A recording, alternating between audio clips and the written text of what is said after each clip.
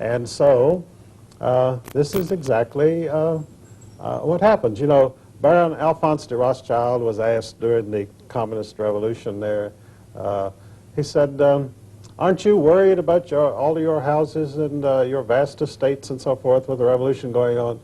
He said, certainly not. He said, you always want to buy when blood is running in the streets.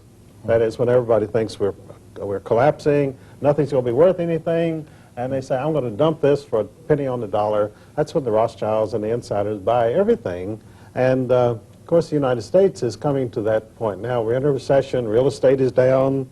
This is the time to buy because this is a fluctuating thing. It goes up and it comes down. It goes up and it comes down because it's manipulated. It's always manipulated. You know, J.P. Morgan was asked once, as the leading banker in the United States, someone rushed up to him and said, Mr. Morgan, please, would you tell me what is the stock market going to do?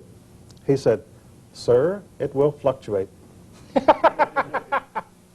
I love it. That's a great story. Let's go back to the dynasties, because one time I heard you speaking, Eustace, and you said that there are 3 tiers as far as the dynasty of families is concerned from the Rothschilds and the New World Order. Could you explain that 3-tier system to me? Well, nothing can really function unless there's a hierarchy. Somebody at the top has to tell the people lower down what to do and how to think and how to act and so forth. So in the world order, you have a very distinct hierarchy. Dynastic families who can trace their lineage back thousands of years, and because they have learned to survive and how to manipulate other people to do their will. And that's all being a member of the world order means. You know how to use other people and profit by them. And whether you slaughter them or rob them or torture them, whatever you do, you make money at it. And this is what they do. So in the world order, you have a top hierarchy of first-tier rank of dynastic families composed really of the old surviving aristocracies of Europe, the black nobility they're called. They're called the black nobility because they came from the darker strain in the aristocracy of Europe. And the old Viking, blue-eyed, blonde aristocrats, more or less, were pushed into the background, or they intermarried with the black nobility and became contaminated. And this is what you have. Of course, the surviving royal family in Europe today is the royal family of England, and they have been black nobility since the 12th century when the Este family of Italy married into the British royal family. So the first rank, first tier is the old aristocracies of Europe plus what they call their Hofjuden, which are the Rothschilds and families of that nature, who are able to raise money for them and keep them functioning.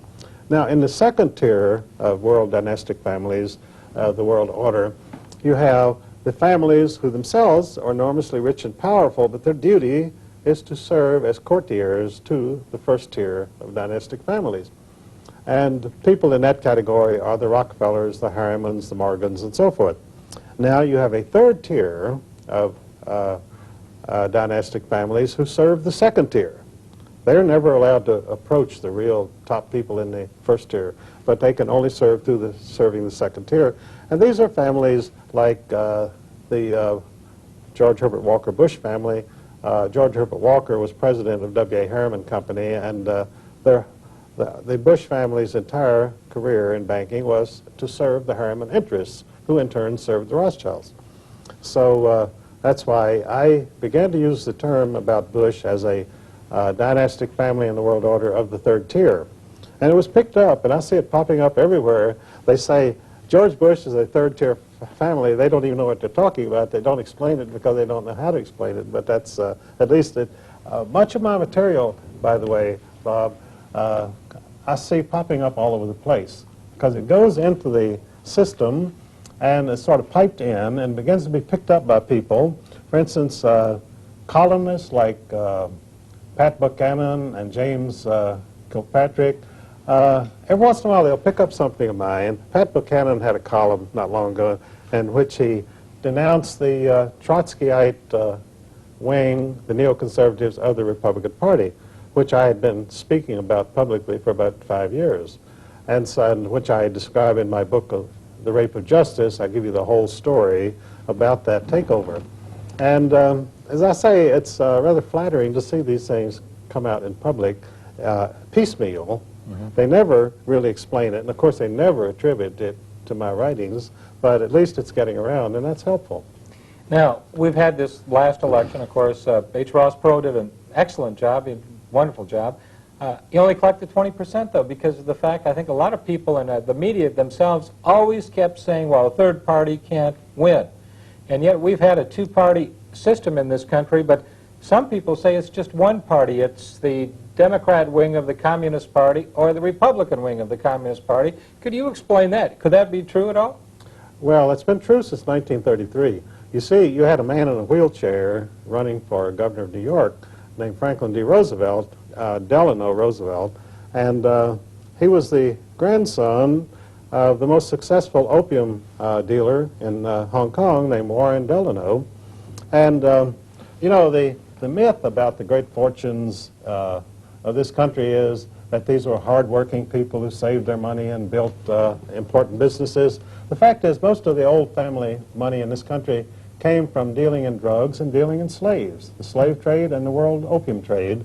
And of course the Delano Roosevelts. Well, we've become the slaves now. They're still dealing in slaves. Well, what has happened in this country and over the world is we have reverted, through the world order, we've reverted to the Middle Ages. We have a feudal system now in which you might say futile system because of the way it works, but it's a feudal system in which you have the serfs and you have the lords in the castle, and that's it. And there's not to be anything in between. You see, the great achievement of Western culture, of European culture, was to produce, to move from the Middle Ages into modern times by producing a middle class, a hard-working, thrifty, sober group of people who created businesses and went into production, and they built homes and businesses and so forth, and they brought prosperity.